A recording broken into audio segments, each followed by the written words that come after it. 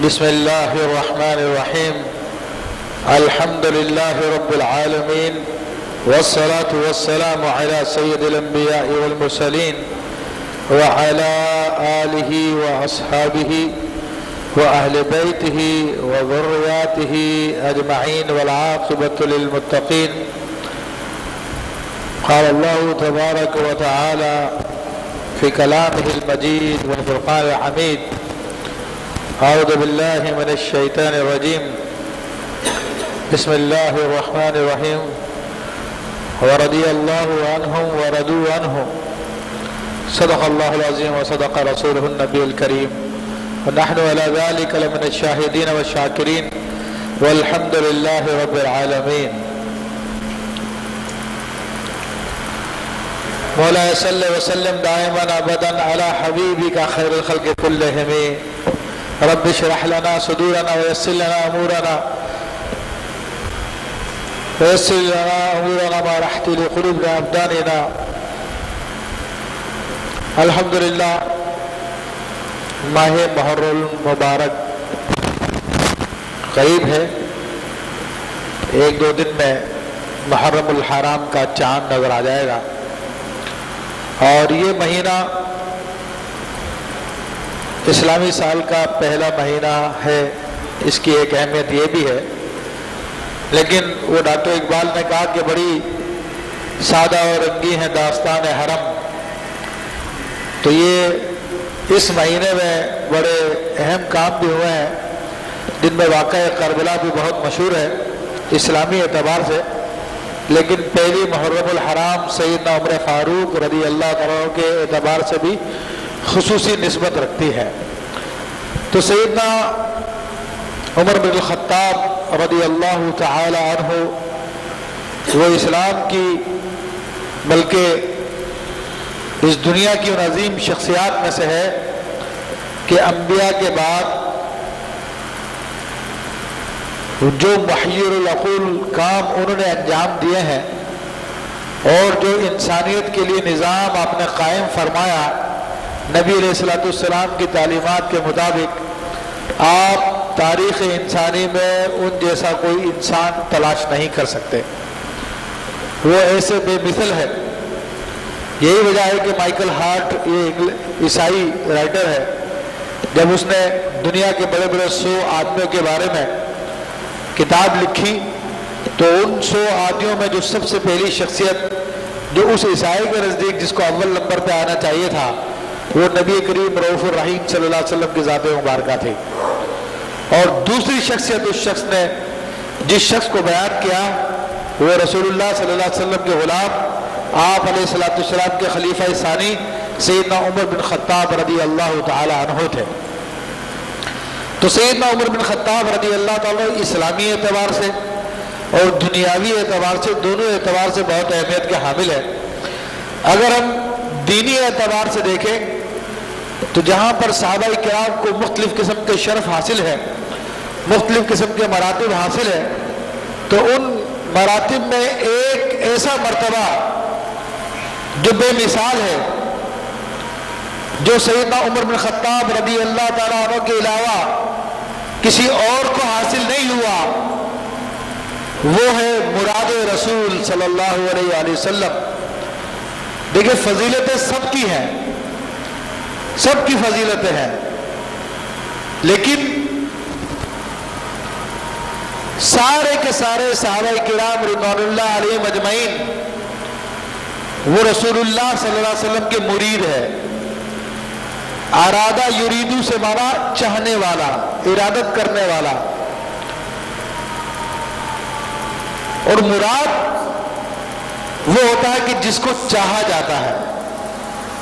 مرید وہ ہوتا ہے جو چاہتا ہے، اور مراد وہ ہوتا ہے کہ جس کو چاہا جاتا ہے.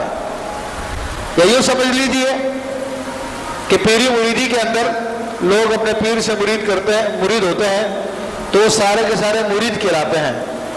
لیکن ان مریدوں میں کوئی ایسا جوہر بھی ہوتا ہے کہ جس کو خود پیر چاہتا ہے، تو وہ پیر کی مراد کہلاتا ہے، جس کو پیر بھی پیار کرے. تو اسی طرح تمام کے تمام صحابہ کرام رسول اللہ صلی اللہ علیہ وسلم کے چاہنے والے مرید ہیں، اور سیدنا عمر بن الخطاب رضی اللہ تعالی عنہ مرید ہونے کے ساتھ ساتھ مراد بھی ہے۔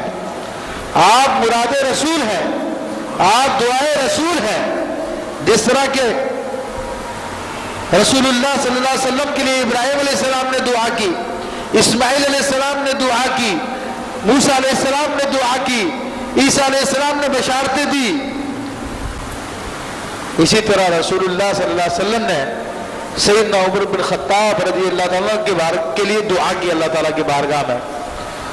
آپ دعا کرتے ہیں اللہم اعز الاسلام والمسلمین بعمر بن الخطاب، اے اللہ تو اسلام اور مسلمانوں کو عمر بن خطاب کے ذریعے عزت عطا فرما، تو عمر بن خطاب کے ذریعے ان کو طاقت عطا فرما۔ تو یہ وہ صحابی ہے جو دعائے رسول بھی ہے، جن کے لیے رسول اللہ صلی اللہ علیہ وسلم نے اللہ کی بارگاہ میں دعا کی، جن کو رسول اللہ صلی اللہ علیہ وسلم نے اللہ کی بارگاہ سے مانگا، اور رسول اللہ صلی اللہ علیہ وسلم کی مراد بھی ہے یہ۔ تو پھر جو رسول اللہ صلی اللہ علیہ وسلم کی مراد ہو تو اس کا کیا مقام و مرتبہ ہے، اس کی کیا حیثیت ہے، اس کو ہم جان نہیں سکتے، اس کو ہم پہچان نہیں سکتے۔ لیکن اتنی بات ہے کہ بعض آپ کے فضائل و کمالات ایسے ہیں جو بہت کم لوگوں کو نصیب ہوئے ہیں۔ خود نبی کریم صلی اللہ تعالی علیہ وآلہ وسلم نے آپ کے بارے میں ارشاد فرمایا لو کان بعدی نبی لکان عمر، اگر میرے بعد اگر کسی کو درجہ نبوت ملتا تو وہ عمر بن خطاب رضی اللہ تعالیٰ عنہ ہوتے ہیں، لیکن میرے بعد کوئی نبوت نہیں ہے۔ یہ بھی فیصلہ فرما دیا اور یہ بھی بتا دیا کہ عمر بن خطاب میں جو جوہر ہے، جو صلاحیتیں ہیں، وہ صلاحیتیں جو اللہ کے نبیوں میں ہوتی ہیں، یہ بھی بتا دیا۔ آپ علیہ السلام فرماتے ہیں کہ پچھلے امتوں میں محدث ہوا کرتے تھے جو آئندہ آنے والی باتیں بتایا کرتے تھے، میری عمر میں اگر کوئی محدث ہے تو وہ عمر بن خطاب ہے، کیونکہ عمر بن خطاب وہ ہے کہ جن کی زبان پر حق بولتا تھا۔ قرآن کی کتنی آیتیں ہیں، ان کے نزول سے پہلے سیدنا عمر بن خطاب رضی اللہ تعالیٰ نے جو الفاظ رسول اللہ صلی اللہ علیہ وسلم کی خدمت میں بیان کیے، بعین انہی الفاظ میں اللہ تبارک و تعالیٰ نے قرآن مجید فرقان حمید نازل فرما دیا۔ یہ آپ اندازہ کر لیجئے، جو آپ نے رسول اللہ صلی اللہ علیہ وسلم سے ڈیمانڈ کی، یا رسول اللہ صلی اللہ علیہ وسلم یہ شراب کو حرام فرما دیجئے، اللہ تبارک و تعالیٰ نے وہی حکم نازل فرما دیا۔ عورتوں کے پردے کے بارے میں آپ نے رسول اللہ صلی اللہ علیہ وسلم کے بارگاہ میں عرض کی، اللہ تبارک و تعالیٰ نے پردے کا حکم نازل فرما دیا۔ تو بڑا عظیم مقام و مرتبہ ہے۔ ابتدائی عمر سے آپ رضی اللہ تعالیٰ عنہ مشہور و معروف تھے، نہایت جری، نہایت بہادر، نہایت کمال، اور رسول اللہ صلی اللہ علیہ وسلم کے سچے غلام تھے۔ سرکار دو عالم صلی اللہ تعالی علیہ وآلہ وسلم کی سنتوں پہ عمل کرنے والے تھے، کیونکہ آپ کی شخصیت ایسی ہوا جہد شخصیت ہے کہ جس پہ گفتگو کی جائے تو کئی خطابات ہو جائیں، کئی ہفتے گزر جائیں، مگر آپ کی ساری صلاحیتوں پہ کلام نہیں کیا جا سکتا۔ جس تقوی کے اعتبار سے دیکھ لیجئے، طہارت کے اعتبار سے دیکھ لیجئے، روحانیت کے اعتبار سے دیکھ لیجئے، سب میں آپ باکمال نظر آتے ہیں۔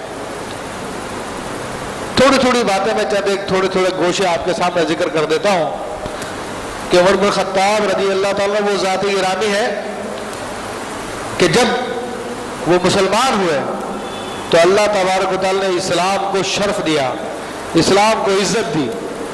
حضرت مختلف صحابہ کرام روایت کرتے ہیں کہ سیدنا عمر بن خطاب رضی اللہ تعالیٰ جب مسلمان ہوئے تو مسلمانوں کی تعداد 40 ہو گئی تھی اس دن، اور جس دن یہ مسلمان ہوئے ہیں تو اس سے پہلے مسلمان گھروں میں چھپ کے نمازیں پڑھا کرتے تھے، اور جب عمر بن خطاب مسلمان ہوئے تو عرض کی یا رسول اللہ صلی اللہ علیہ وسلم حق پر ہیں، ہم چھپ کر نہیں اعلانیہ پڑھیں گے، تو اسی وقت 2 صفیں بنائی گئی صحابہ کرام کی. ایک صف کے امیر سیدنا حمزہ رضی اللہ تعالیٰ کو بنایا گیا اور ایک صف پہ عمر بن خطاب کو بنایا گیا. اور اس شان سے نعرے لگاتے ہوئے مسلمانوں نے خانہ کعبہ میں جا کر پہلی مرتبہ باقاعدہ بااعلان نماز ادا کی. آپ رضی اللہ تعالیٰ بہادری کا عالم دیکھیے. آپ کہتے تھے کہ جو مسلمان ہوتا ہے لوگ اس پہ ظلم کرتے ہیں، تو آپ نے کہا کہ میں جو دیکھتا ہوں کون مجھ پہ ظلم کرتا ہے. کفار کے سرداروں کے دروازے جا جا کے بتائے اور کہا کہ بھائی میں مسلمان ہو گیا ہوں. سب نے دروازے بند کر لیے. ابو جہل کا دروازہ بجایا میں مسلمان ہو گیا ہوں.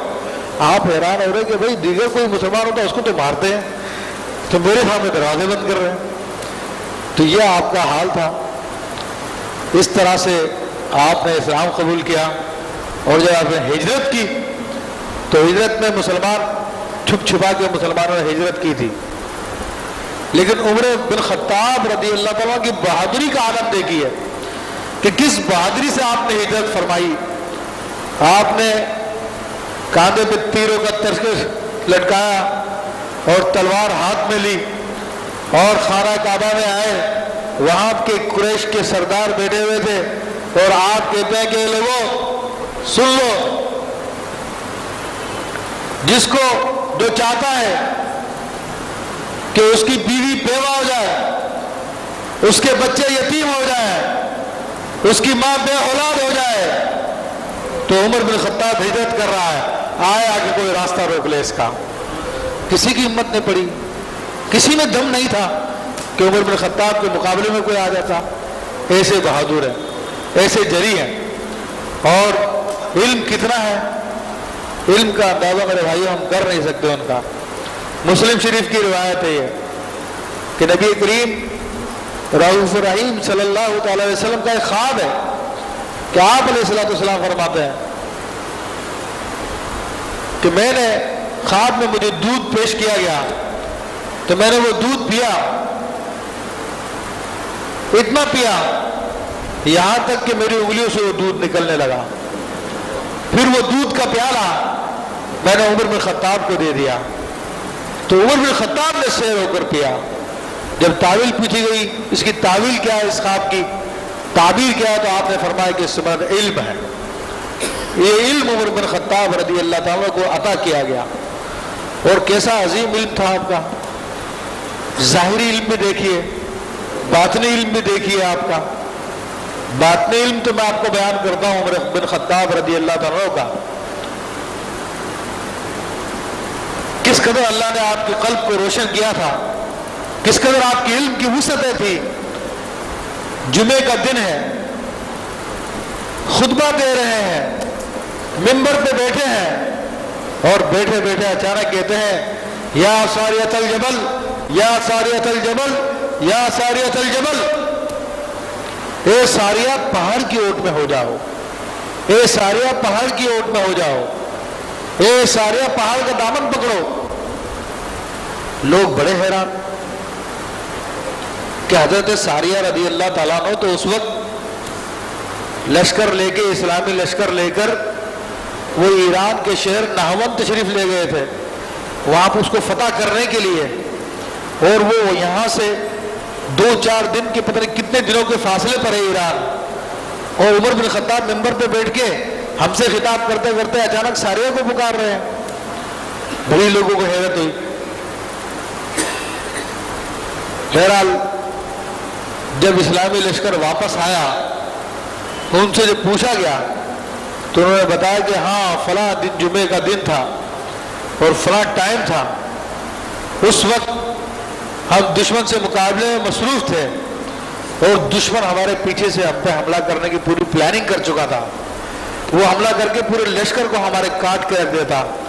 لیکن ایسے میں سیدنا عمر بن خطاب رضی اللہ تعالیٰ کی آواز آئی اور کہا کہ ساریہ پہاڑ کا دامن پکڑو، پہاڑ کو اوٹ بنا لو اپنی. تو پہاڑ کو اپنے پیچھے رکھا تو ہم لوگ اس وقت بچ گئے اور اللہ نے ہمیں فتح عطا فرمائی. تو جان دیکھیے عمر فاروق کے علم کو دیکھیے کہ کہاں مدینہ منورہ میں منبر پہ بیٹھے ہوئے ہیں اور کہاں نہاون کے اندر اسلامی لشکر کو ملاحظہ فرما رہے ہیں، نہ صرف لشکر کو ملاحظہ فرما رہے ہیں بلکہ ان کو اپنی آواز بھی پہنچا رہے ہیں، نہ صرف آواز پہنچا رہے ہیں بلکہ ان کی ایسی مدد فرمائی کہ ان کو کامیاب کروا دیا۔ یہ عمر فاروق کا تصرف ہے، یہ عمر فاروق کا علم ہے۔ آپ اندازہ کیجئے ان کے علم کا۔ اور ظاہر علم کی بات کرتے ہیں آپ، ظاہر علم ان کو کتنا تھا؟ اللہ اکبر۔ ظاہر علم کا یہ عالم تھا کہ سیدنا عمر بن خطاب رضی اللہ تعالیٰ جب لشکروں کو روانہ کرتے تھے تو اس علاقے کے پورے نقشہ بنا کے دیا کرتے تھے اور بتاتے تھے کہ اسلامی لشکر کو کس جگہ پہ کھڑا ہونا ہے، کس جگہ پہ کھڑا ہو کر کس طرح مقابلہ کرنا ہے۔ آپ مدینہ منورہ میں رہ کر دور دور 2-2 ماہ کے دور فاصلوں پر لوگ جاتے تھے، آپ ان کی رہنمائی وہاں پہ کر رہے ہوتے تھے۔ اور اندازہ کیجئے کہ دنیا کی تاریخ میں، انسانی تاریخ میں آپ جیسا کوئی فاتح نہیں گزرا۔ آپ نے تقریباً 22 لاکھ مربع میٹر سے زیادہ زمین اسلام کے لیے فتح فرمائی۔ چنگیز خان نے بھی فتوحات کی، سکندر اعظم نے بھی کی، لیکن ان کی فتح ظلم پہ مبنی تھی، ان کی فتح قتل پہ مبنی ہوتی تھی۔ لیکن عمر فاروق نے جو فتوحات کی ہیں کہ لوگ ان کے دل سے غلام ہو گئے تھے، اور وہ 1400 سال گزر جانے کے باوجود آج تک عمر فاروق کا دین وہاں پر قائم ہے۔ جو دین عمر فاروق نے وہاں پہ پہنچایا تھا آج تک لوگ اس دین پہ قائم ہیں۔ آپ اندازہ کیجئے ان فتوحات کا، جن میں معمولی قتال ہوتا تھا اور بڑے بڑے معاملات ہو جایا کرتے تھے۔ عمر فاروق رضی اللہ تعالیٰ عنہ، جیسا کہ میں نے ذکر کیا، ایک جمع ہمہ جہد شخصیت ہے۔ آپ کی کس کس جہد کی بات کی جائے، کس کس اعتبار سے آپ پہ گفتگو کی جائے، آپ بے مثال نظر آتے ہیں۔ آپ جیسا مدبر، آپ جیسا عقل مند انسان دنیا میں کوئی نظر نہیں آتا۔ آپ نے جو سوشل ویلفیئر، سوشل اسٹیٹ کا جو نظریہ دیا، اس کو عملی طور پہ کر کے دکھایا۔ حقیقتاً تعلیمات تو رسول اللہ صلی اللہ علیہ وسلم کی تھی، رسول اللہ صلی اللہ علیہ وسلم کی جو تعلیمات تھی آپ نے اس کو نافذ کر کے دکھایا۔ تو چونکہ آپ نے اس کو نافذ کیا تو لوگ آپ ہی کے نام سے جانتے ہیں، مشہور ہے۔ تو آپ نے ویلفیئر اسٹیٹ کا نظریہ جو 1400 سال پہلے لوگوں کے سامنے بیان کیا، اس پہ عمل کر کے دکھایا۔ میرے بھائیو، آج پورا یورپ اور دنیا کے ترقی یافتہ ممالک سارے کے سارے اسی قانون کے لے کر چل رہے ہیں، اسی قانون کے مطابق وہ لوگ عمل کر رہے ہیں جو عمر فاروق نے قانون بنائے تھے۔ آج ہمارے لوگ سیکھنے کے لیے انگریزی رائٹر کو پڑھ رہے ہوتے ہیں، انگریزی فلسفے کو پڑھ رہے ہوتے ہیں، ان کی تھیوریز، ان کے نظریات پڑھ رہے ہوتے ہیں۔ ارے میرے بھائی، یہ تھیوریاں کہاں سے آئی ہیں؟ یہ ساری کی ساری عمر فاروق کا طفیل ہے۔ یہ اسٹیٹ کے بارے میں جو نظریات، آپ اندازہ کیجئے کہ آپ کی فلاحی اسٹیٹ ایسی تھی کہ آپ باقاعدہ جن کو بھی گورنر بناتے تھے، جن کو بھی عہدیدار بناتے تھے، ان کے ساتھ خاص شرائط طے کی جاتی تھی۔ جس کو بھی آپ عہدیدار بناتے تھے تو اس کی پرسنل پراپرٹی کی پوری آپ لسٹ بناتے تھے، پوری لسٹ بنا کر اس کو ریکارڈ میں رکھا جاتا تھا کہ کہیں یہ حکمران بننے کے بعد لوگوں سے مال لے کے جمع نہ کرنا شروع کر دے۔ اور جب کسی کے مال میں بھی غیر معمولی طور پہ اضافہ ہوتا تھا تو اس کی پوری تحقیق کراتے تھے کہ تمہارے مال میں غیر معمولی اضافہ کیسے ہو گیا۔ اور جب اس کا کوئی صحیح سبب نہیں ملتا تھا تو اس حکمران کا مال چھین کر بیت المال میں جمع کر دیا کرتے تھے۔ آج ہمارے چور لٹیرے حکمران ہیں، ان کو کوئی پوچھنے والا ہے، مسلمان کہلاتے ہیں۔ حالانکہ یہ معاملہ آپ ترقی یافتہ ممالک میں پائیں گے۔ ترقی یافتہ ممالک میں چاہے وہ کفاری کیوں نہ ہو، عیسائی ہیں، دیگر لوگ ہیں، وہ عمر فاروق کی اس اصول کو لے کے چل رہے ہیں اور ان کی باقاعدہ پراپرٹی کو چیک کیا جاتا ہے کہ کتنی پراپرٹی ہے، اور کسی کا اضافہ ہوتا ہے 1 روپے میں پکڑ لیتے ہیں، 1 روپے میں رسوا کر دیتے ہیں، عہدہ کینسل کر دیتے ہیں۔ دور کیا جائے، ہمارا پڑوسی ملک انڈیا، اس کا اڑیسہ کی ریاست میں ایک عورت جو وزیر تھی وہ پکڑی گئی ہے، اس کی وزارت کینسل کر دی گئی، اس کی ممبرشپ کینسل کر دی گئی۔ اور ہمارے یہاں پہ جو مسٹر 10% کہلاتا ہے، ہمارے یہاں پہ تو جو سب سے بڑا بےایمان کہلاتا ہے انہیں کو ہمارے یہاں پر جو سیٹوں پہ بٹھایا جاتا انہیں کو ہمارے لوگ ووٹ دیتے. پھر آپ نے جو اصول بنائے اس کی باقاعدہ چیکنگ. آپ نے اپنے عہدیداروں کو یہ شرطیں لگا دی تھی کہ جو بھی عہدیدار ہوگا ایک تو ترکی گھوڑا استعمال نہیں کرے گا، کیونکہ اس زمانے میں ترکی گھوڑا بہت اچھی سواری سمجھی جاتی تھی اور بڑی پرتعیش اور بڑی اعلیٰ شان والی سمجھی جاتی تھی. تو آپ نے پابندی لگا دی کوئی ترکی گھوڑا استعمال نہیں کرے گا. دوسرا ہے کہ کوئی عہدیدار پتلا کپڑا نہیں پہنے گا، باریک لباس نہیں پہنے گا، کیونکہ باریک لباس بھی تعیش کی علامت ہے. آپ نے پابندی لگا دی تھی کوئی چھنے ہوئے آٹے کی روٹی نہیں کھائے گا. جو روٹی کھانی ہے میرے عہدیدار کو، میرے گورنر کو، وہ کھائے گا عام مسلمانوں والی روٹی، سادی روٹی، چھنی ہی نہیں. آپ نے پابندی لگائی ہوئی تھی کہ کوئی اپنے دروازے پہ دربان نہیں مقرر کرے گا تاکہ جب لوگ آنا چاہیں آ کے مل سکیں، اپنے معاملات کو پیش کر سکیں، یہ ان کے مسائل کو حل کرے گا. اس قسم کی شرائط تقریباً 6 شرائط ہیں جو عمر فاروق رضی اللہ تعالیٰ عنہ نے اپنے عہدیداروں پہ لگائی تھی، اور پھر اس پر باقاعدہ ان کی چیکنگ ہوتی تھی، ان کا احتساب ہوتا تھا. حضرت ریاض ابن غنم رضی اللہ تعالیٰ عنہ ان کو ایک علاقے میں گورنر مقرر کیا. تو کہیں عمر فاروق رضی اللہ تعالیٰ کسی جگہ سے گزر رہے تھے تو کہیں سے آواز آئی کہ اے عمر، جو اصول تم نے بنائے ہیں کیا وہ ریاض ابن غنم کے لیے نہیں ہے؟ تو آپ کو جب یہ اطلاع ملی تو آپ نے فوری طور پر جو احتساب کمیٹی آپ نے بنائی تھی تو اس کے ہیڈ حضرت محمد بن مسلمہ رضی اللہ تعالیٰ عنہ تھے، جو بزرگ صحابی تھے، فوری طور پہ ان کو بھیجا مصر کی طرف اور فرمایا کہ جس حال میں اس کو گرفتار کر کے لے آؤ. وہ مصر جاتے ہیں اور ریاض ابن غنم رضی اللہ تعالیٰ کے دروازے پہ دربان کھڑا ہوا تھا. حالانکہ گناہ کا کام نہیں تھا، لیکن ایک اسٹیٹ کو چلانے کے لیے قانون تھا، اس قانون پہ سب کو عمل کرانا تھا. اور واقعی انہوں نے باریک کرتا پہنا ہوا تھا، اسی حالت میں گرفتار کر کے لے آئے. حضرت عمر فاروق رضی اللہ عنہ فرمایا کہ یہ بکریوں کا ریوڑ پکڑ اور جا کے بکریاں چروا تو. وہ کہہ رہا حضرت اس سے بہتر تو مر جانا ہے، مر جانا بہتر یہ کام کرنے سے. کیونکہ بندہ جب بڑے کام کرنے لگتا ہے تو چھوٹے کام کو حقیر سمجھنے لگ جاتا ہے اور اپنی شان سمجھنے لگتا ہے یہ میرے لائق نہیں ہے، میں تو بڑا آدمی، میں تو بڑے کام کروں گا. حالانکہ تکبر شیطان پیدا کرتا ہے.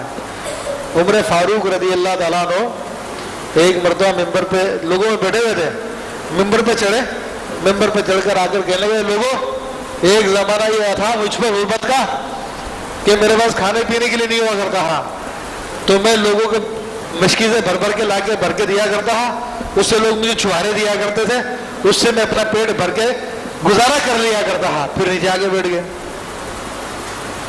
اب حیرت کی بات ہے، سب لوگ حیران رہ گئے کہ اچانک بیٹھے بیٹھے اوپر آئے، اوپر آ کے اپنا واقعہ بیان کیا کہ میں بھوکا آدمی تھا، مزدوری کر کے اپنا پیٹ کماتا تھا، پانی بھر کے دیا کرتا تھا، لوگ مجھے چھوارے دیتے میں کھا لیا کرتا تھا. لوگوں نے کہا حضرت اس بات کے لیے آپ کو ممبر پہ جانے کی کیا ضرورت تھی، یہ بات بیان کرنے کی ضرورت کیا تھی؟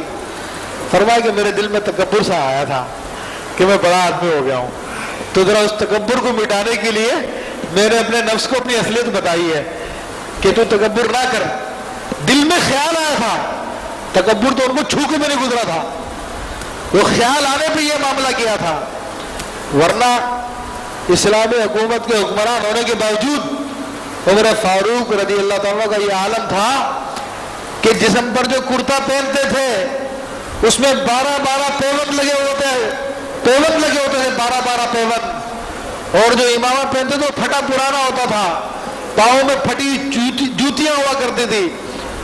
پورے دن مدینہ منورہ کی بیواؤں، یتیموں اور دیگر لوگوں کے لیے دوڑے پھرتے تھے. کسی کو پانی بھر کے لا کے دے رہے ہیں، کسی کے لیے لکڑیاں کاٹ کے لے کے آ رہے ہیں. اور جب بہت تھک گئے تو مسجد کے کونے پر زمین میں مٹی پہ لیٹ گئے، کچھ دیر نیند کی جھپکی لی، پھر واپس کام کرنا شروع کر دیا.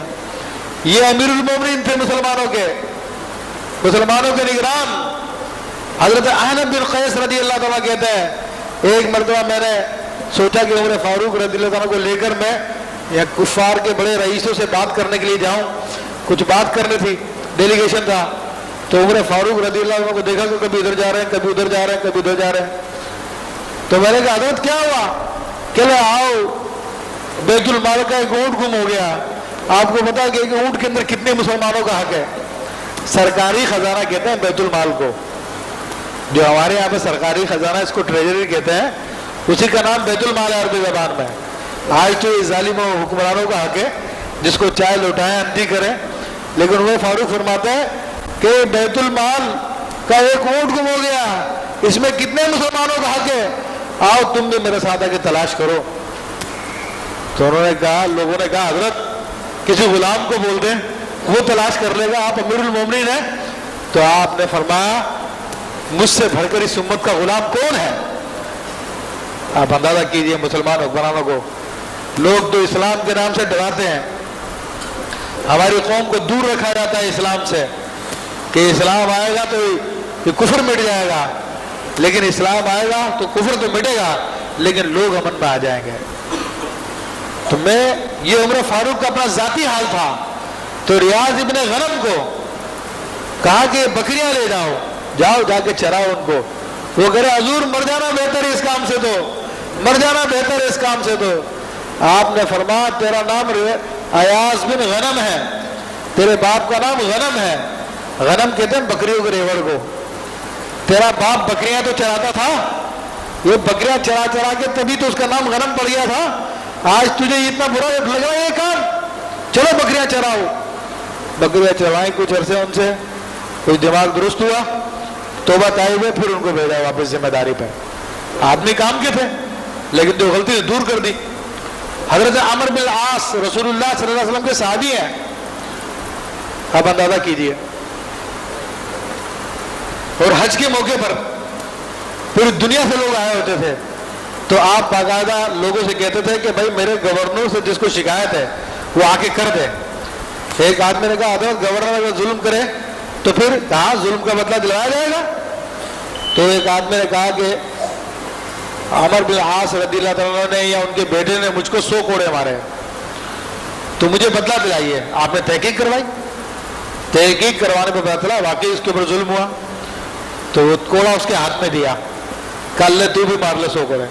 حضرت عمر بن العاص صحابی رسول ہیں، عرض کرتے ہیں امیر المومنین یہ تو بڑی رسوائی کی بات ہے، بڑی ذلت کی بات ہے. آپ نے فرمایا جو غلطی کرے گا اس کو بھرنا ہی پڑے گی. مرتبہ مقام ایک طرف ہے، بزرگی ایک طرف ہے، انسان ہونے کے ناطے جو خطا ہوئی ہے اس کا بدلہ دینا پڑے گا. آپ کیا ہو؟ رسول اللہ صلی اللہ علیہ وسلم کو میں نے بدلہ دیتے ہوئے دیکھا ہے. حضور کا واقعہ تو بہت مشہور ہے نا کہ جو ایک جنگ کے موقع پہ سب بندی کی تھی تو فرمایا کسی سے کوئی زیادتی ہو تو مجھ سے بدلہ لے لے. تو ایک صحابی نے کہا تھا یا رسول اللہ مجھے آپ نے چھڑی ماری تھی. تو آپ نے کہا آپ بدلہ لے لے. کہا رسول اللہ چھڑی ماری تھی میرے بدن پہ قمیض نہیں تھی. تو آپ نے اپنی قمیض اتار دی. تو وہ صحابی نے جا کے چمٹ گیا آپ سے، آپ کا بوسہ لینے لگے کہ رسول اللہ میں آپ سے بدلہ لوں گا، میں تو صرف آپ کو چومنے کے لیے کیا میں نے. تو لیکن حضور نے تو بدلہ دیا نا. تو عمر بن العاص سے کہا کہ تمہیں بدلہ لینا پڑے گا، دینا پڑے گا. تو پھر عمر بن العاص رضی اللہ تعالیٰ نے اس آدمی کو فی کوڑے 2 اشرفی پہ راضی کیا. اس نے کہا ٹھیک ہے مجھے 1 کوڑے کے بدلے میں 2 اشرفی دے دو، میں کوڑے تمہیں چھوڑ دیتا ہوں. تو اس کو راضی کیا تو پھر کام بنا. تو اسلام عمر فاروق رضی اللہ تعالیٰ کسی کو نہیں چھوڑتے تھے، انصاف کا معاملہ سب کے ساتھ برابری کرتے تھے. بڑے بڑے بزرگان دین، بڑے بڑے صحابہ کرام جن کے خود رسول اللہ صلی اللہ علیہ وسلم نے فضائل بیان کیے ہیں، انسانوں کے ناطے ان سے بھی خطا سرزد ہوئی. عمر فاروق رضی اللہ تعالیٰ عنہ نے ان سے بھی جو ہے سارا معاملہ کیا، کسی کو نہیں چھوڑا. آپ رضی اللہ تعالیٰ عنہ نے انصاف کے ساتھ سارا نظام قائم کیا. اس زمانے میں جبکہ کوئی ترقی نہیں تھی، کوئی ذرائع نہیں تھے. عمر فاروق رضی اللہ تعالیٰ کے رفائی کاموں کو دیکھیے آپ نے کتنے نئے شہر بسائے. موصل، کوفہ، بصرہ، جیزہ، بڑے بڑے شہر آپ نے بسائے اور آج وہ موجود ہیں. وہ شہر لوگوں کو پانی کی قلت تھی. تو آپ اندازہ کیجئے کہ 10-10 میل لمبی نہریں آپ نے کھدوائی اور لوگوں کو دریا سے نہریں نکال کے پانی میسر کیا. اس زمانے میں 70 میل لمبی نہر مصر میں کھدوائی آپ نے, 6 مہینے کے اندر کام پورا کا پورا کروا دیا. 70 میل لمبی نہر کھدوانا اور 6 مہینے پورا کام کروا دینا, یہ عمر فاروق ہی کا کام ہو سکتا ہے اور کسی کا نہیں. اور ایسا انصاف تھا, مسلمان ہو چاہے غیر مسلم ہو, اگر وہ ہماری ذمہ ہے, ہماری رعایا ہے, تو اس کو بھی پورا پورا انصاف ملے گا. آپ نے دیکھا کہ غیر مسلم کو وہ اس وقت بھیک مانگ رہا ہے, تو آپ نے کہا کیا ہوا؟ کہا بوڑھا ہو گیا ہوں, کما نہیں سکتا میں اب. تو عمر فاروق نے فرمایا لوگوں, جب یہ جوان تھا تو ہم لوگوں کو جزیہ دیا کرتا تھا, اب یہ بوڑھا ہو گیا ہے تو اس کا کوئی خیال نہیں ہے. بیت المال سے اس کے لیے ہمیشہ کے لیے وظیفہ مقرر کر دیا کہ جب تک یہ جیتا رہے گا تب تک اس کو وظیفہ ملتا رہے گا. اور یہ قانون آپ نے تو آج ہی سنا ہوگا. یہ انگلینڈ چلے جائیں آپ, انگلینڈ میں جو بھی ان کا شہری 60 سال کی عمر کا ہو جاتا ہے تو گورنمنٹ کی طرف سے اس کا وظیفہ بن جاتا ہے, چاہے مسلمان ہو, چاہے عیسائی ہو, چاہے یہودی ہو, کسی مذہب کا ہو, دنیا میں کہیں بھی ہو, وہ گورنمنٹ اس کا وظیفہ پہنچانے کی ذمہ دار ہے. پاکستان میں آ کے رہے تو پاکستان میں اس کا وظیفہ پہنچتا ہے. اگر اس کا شہری, انگلینڈ کا شہری کوئی بے گھر ہو تو وہاں کی کونسل اس کو گھر بنا کے دیتی ہے. نہ صرف گھر بنا کے دیتی ہے بلکہ 2 وقت کھانے کے لیے گاڑی بھی بھیجتی ہے کہ جاؤ اس کو جا کے کھانا بھی پہنچا کے آؤ, اور ماہانہ جیب خرچ وظیفہ بھی دیتی ہے, اور تمام شہریوں کے لیے علاج فری ہے وہاں پر. انگلینڈ کا جو بھی باشندہ ہے یہ سارے کے سارے اصول عمر فاروق کے بنائے ہوئے ہیں. لیکن آج ظالم لوگ یہ اسلام کا نام لے لے کے ہم کو چریا بناتے ہیں, پاگل بناتے ہیں. اسلام چھو کے ان کو نہیں گزرا ہے. ان کی تربیتیں آکسفورڈ میں, لندن میں, امریکہ میں, برطانیہ میں ہوتی ہے. وہاں سے لوگ تیار کر کے آتے ہیں. ان کو اپنی زبان نہیں بولی جاتی, انگریزی کے الفاظ بولے بغیر ان کا چارہ کار نہیں ہوتا. یہ برانڈڈ لوگ ہم پہ لا کے مسلمان کے نام سے بیٹھا دیے جاتے ہیں اور وہ ہم پہ حکمرانی کرتے ہیں, اور ہم لوگ بھیڑ بکریاں ہیں, ہر ایک کے پیچھے لگ جاتے ہیں. جس کے نام کے نعرے لگا دیے جائے اس کے پیچھے چلنا شروع کر دیتے ہیں. اللہ تعالیٰ ہمیں عقل سلیم عطا فرمائے, دین سیکھیں, بزرگوں کا طریقہ دیکھیں اور ان کو فالو کریں, ان کی پیروی کریں, تو انشاءاللہ یہ نظام یہاں پہ بھی آ سکتے ہیں. مگر اگر ہم لوگوں نے اپنے آپ کو ہی مطلب کہ دین سے دور کر لیا اور اپنا معیار دنیا کو بنا لیا, اللہ کے رسول کے بجائے کسی اور کو بنا لیا, تو پھر مقدر میں ٹھوکرے ہی ٹھوکرے ہیں. آج انگلینڈ کے عیسائی پادری برملا کہتے ہیں, اخبار میں بیان آیا کہ تم لوگوں نے سارا کا سارا نظام یہ عمر فاروق کا نظام لگایا ہوا ہے, تم اس کو عمر صلاح کہتے ہو, تم اس کا نام بدل کے اسلامی شریعت کر دو اس کا نام. آج ان لوگوں نے شریعت کو اپنایا ہوا نظام کے حوالے سے, اور ہم لوگ تو اس کے دشمن ہو جاتے ہیں جو دین کا نام لیتا ہے, جو دین کی طرف بلاتا ہے. اللہ تعالیٰ نے ہدایت عطا فرمائے. آمین بجاہ النبی الامین.